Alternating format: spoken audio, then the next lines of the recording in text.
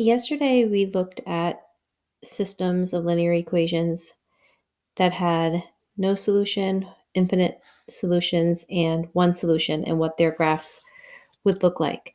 We also looked at these graphs during the graphing section of this unit when we were back in school. If you notice, um, the graph that has one solution, it actually intersects, or they intersect each other at this one coordinate, which is 2 comma 1. That means that that point of intersection is the solution to that system. If you notice in the no solution graph, the two lines do not intersect. There is no point of intersection. Therefore, there is no solution.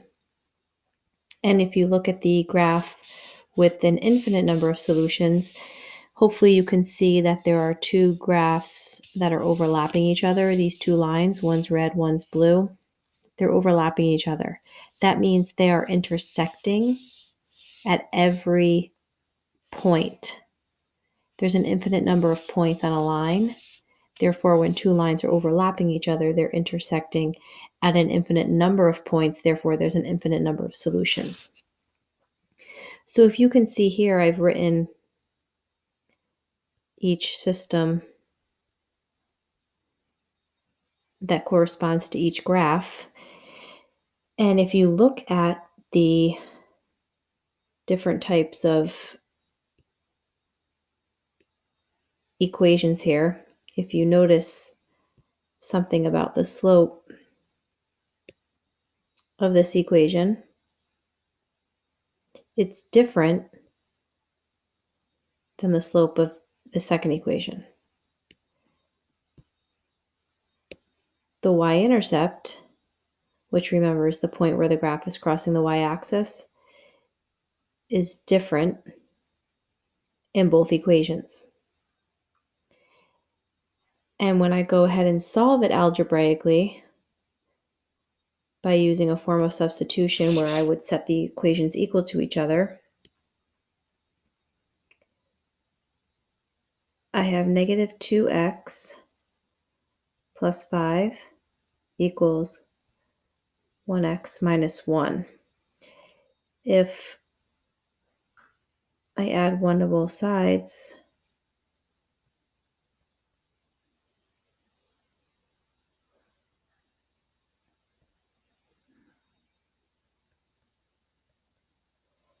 and then add 2x to both sides,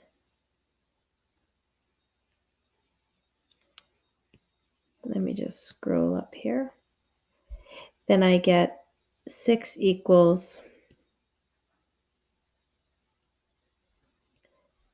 3x, x is equal to 2, which you can see is the x-coordinate of that solution. And then if I go ahead and take this x value and substitute it into one of the two equations and solve for y, I should get that y is equal to 1.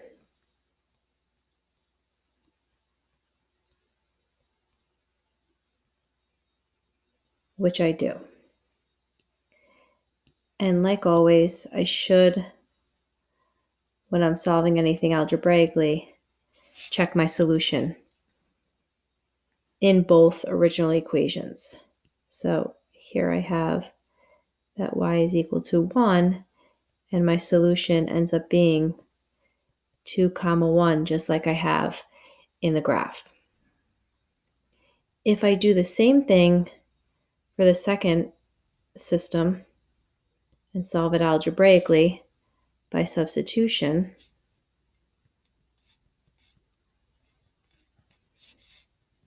you will see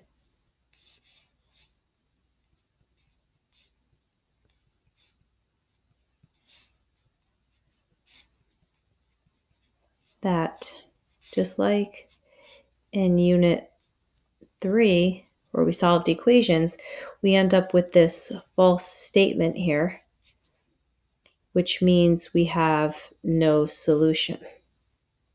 These are the exact same equations of the two graphs in which you saw that they didn't intersect. And therefore, we can confirm algebraically and graphically that this system here has no solution. And hopefully what you can see, just like we looked at in the first system, the slopes here in these two equations are the same. However, the y-intercepts are different. So when the slopes are the same and the y-intercepts are different, the two lines will be parallel and therefore never intersect. If we move on to our final system here, again, this same system is the exact system that's graphed on the coordinate grid.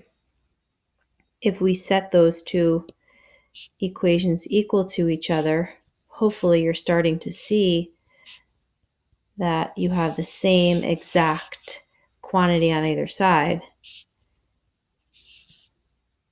And hopefully you know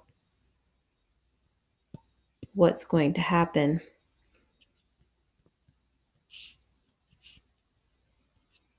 Should continue to solve if I'm not quite sure. When I do that, I do get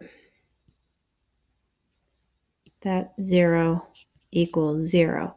And again, from our previous unit, Unit 3, I have now a true statement, and therefore I have an infinite number of solutions to my system. I have the same slope and the exact same y-intercept. That's how I know I have the exact same line, and therefore I have an infinite number of solutions.